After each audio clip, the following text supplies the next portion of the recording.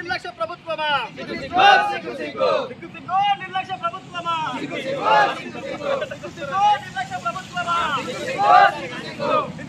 నిర్లక్ష్య ప్రభుత్వమా,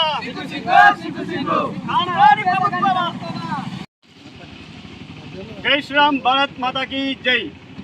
అసలు నిజంగా ఎంత సిగ్గుచేటు పనో అర్థం అవ్వట్లేదు. స్వయాన డిప్యూటీ సీఎం గారు ఈ రోడ్డు మీద ప్రయాణించి కూడా ఈ రోడ్డు పరిస్థితులని కనీసం చూసి ఎలా ఉంది, ఈ ప్రజలు ఎలా వెళ్తారు, పెద్దేముల్, గాజీపూర్, బుద్ధారం వాళ్ళ ప్రజలు పోవడానికి రావడానికి కూడా ఇబ్బందికరంగా, కనీసం రోడ్డు రవాణా బైక్ పైన వెళ్తుంటే వర్షం పడుతుంటే జారి కింద పడుతున్నారు. ఇటువంటి రోడ్లు గర్భిణీ స్త్రీలు కానీ ప్రయాణిస్తే ఇక్కడ డెలివరీ కూడా జరుగుతుంది. అంత ఘోరంగా ఉన్నాయి ఇటువంటి రోడ్లు. అసలు మీకు కళ్ళకి ఎందుకు కనిపిస్తలేవు అర్థమవుతలేదు.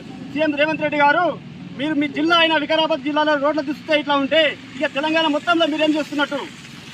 మీ డిప్యూటీ సీఎం గారు తాండ్రు వచ్చారు మొన్న, అప్పుడు కూడా మా భారతీయ జనతా పార్టీ నుంచి ప్రశ్నించాం, ఇప్పుడు కూడా ప్రశ్నిస్తున్నాం.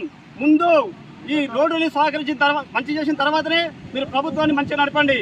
మీ రోడ్డుని మంచిగా నడపరు.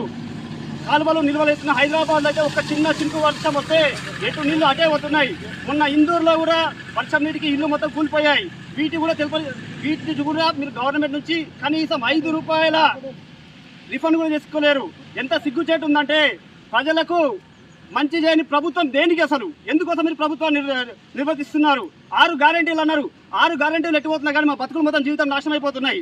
ప్రయాణించాలంటే ఎట్లా రోడ్డు పైకి వెళ్తే బతుకుంటామా చస్తామా అనే ప్రాబ్లంతో పయనిస్తాం. స్వయాన నేనే 2 వారాల కింద ఈ రూట్లో వెళ్ళాను. నేనే కింద పడ్డాను ఈ బుజ్జకి. అంత ఘోరంగా ఉంది. మీరు దీన్ని చూస్తున్నారా, లేకుంటే స్థానిక ఎమ్మెల్యే గారు చూస్తున్నారా, ప్రభుత్వ ఆఫీసర్లు మీరు ఏమైనా చెప్తున్నారా లేదో తెలియట్లేదు. నిజంగా మా పెద్దమ్మలు ఎంఆర్ఓ గారు కానీ వీళ్ళ ఇదే రూట్లో ప్రయాణిస్తున్నారా లేదో మాకు తెలుసు. హెలికాప్టర్లు కానీ మీరు కూడా పెడుతున్నారు. మన కళ్ళ నుంచి చూస్తున్నా కూడా ప్రజలకు ఇబ్బంది అవుతుంది అని కొంచెం కూడా పట్టించుకోకపోతే ఎలా? ప్రజలతో ఓటేసుకోవడానికి ప్రజా సమస్యలను పట్టించుకోకపోతే ఎలా? మీరు